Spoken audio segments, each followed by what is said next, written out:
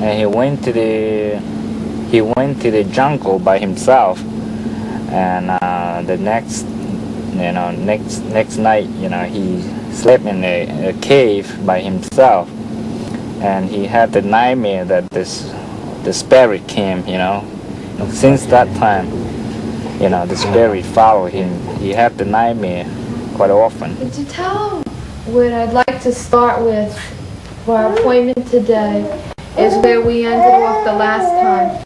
Mr. Kong was telling me about problems with evil spirits, and he was telling us that the evil spirits had been in a cat that was in the house.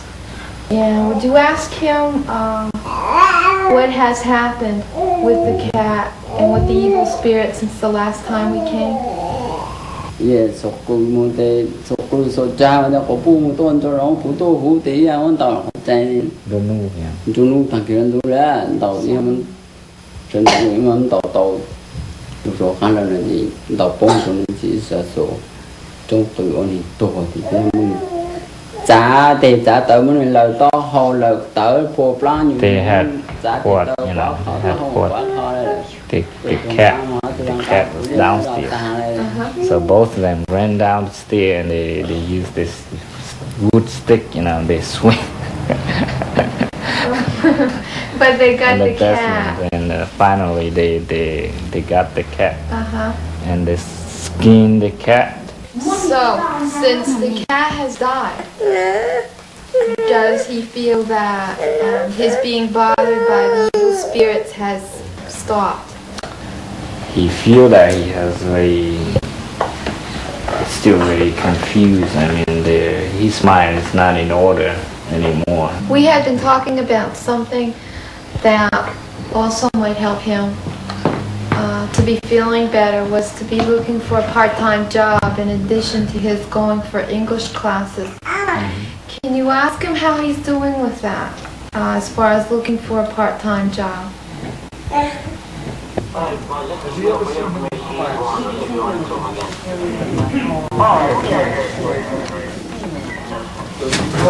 Yes, Detective Cross, Providence Police.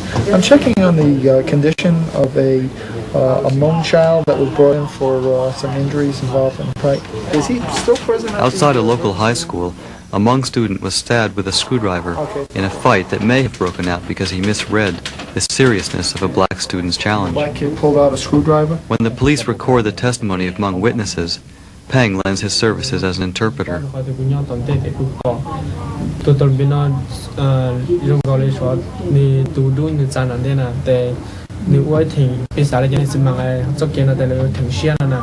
He turned around to ask all the Hmong kids that they might be in danger if there more than one of the black kids fight him, beat him, so he will get in trouble. And asked all the Hmong kids to get out from the bus and to see the fight, see what happened, So they all make sure no one interfered. Right. So it'd only be a one-on-one. Only one-on-one. The Hmong kids walked out of the bus.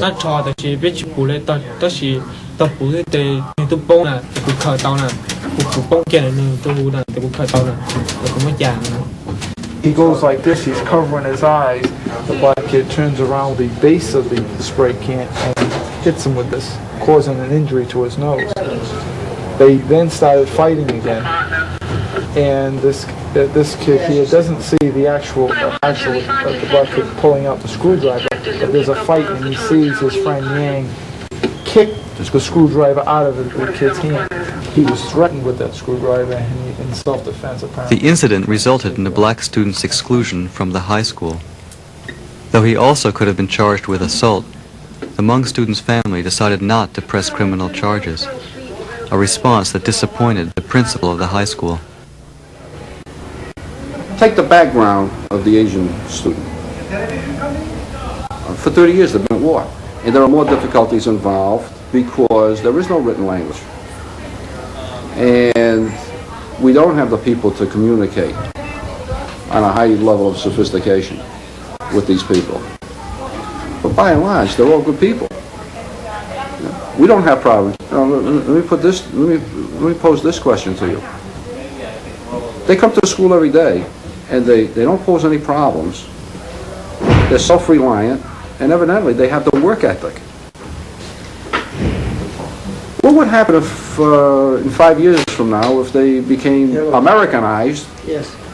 Okay? Yes. Would we have a problem with attendance and discipline? Would they be? Would they have to still have the work ethic? I don't know.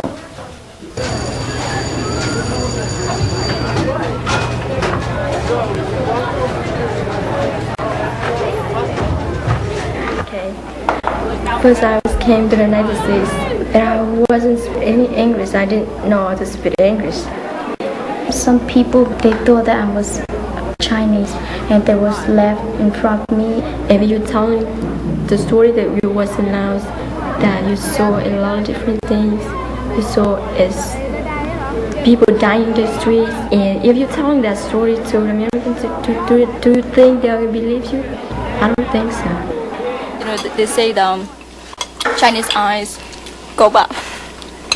They always, yeah, but we're not Chinese, but they always say that we are Chinese. They say my eyes look like Chinese, and they just... And small eye, how small eye go up. Like this, Japanese, Chinese. Yeah, Chinese. Japanese. But I'm not Japanese, I'm not Chinese though. If you tell them, they couldn't believe you. Because they never heard Hmong before.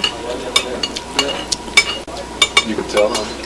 No, they couldn't believe you. They just keep saying you're Chinese. What's the matter, Nang? New Hmong students in high school are placed in special classes designed to address the needs of a diverse group of recent immigrants and refugees. Okay? We were talking about the problems that people would have in countries such as the United States. Countries that have many factories, okay? And Mang Kwok said, it's very difficult to get married when you're very young. Right, Mang Kwok? Put that away, please. Very difficult to get married when you're that young in the United States because you have to work, you have to stop school. Would you get married now? Would you get married? Yeah? No problems from home, your mother and father? A little problem? No big problem? Okay, no big problem. Is there a problem in the United States? If you're American, do you marry an American? If you're Hmong, could you marry American? You're from the Azores, right? Yeah. Let's say you bring home a girl from Cape Verde Islands. Is that a problem? Oh, yeah. Yeah, it's a very big problem, right? Yes, very big problem. But she's Portuguese. What's the problem?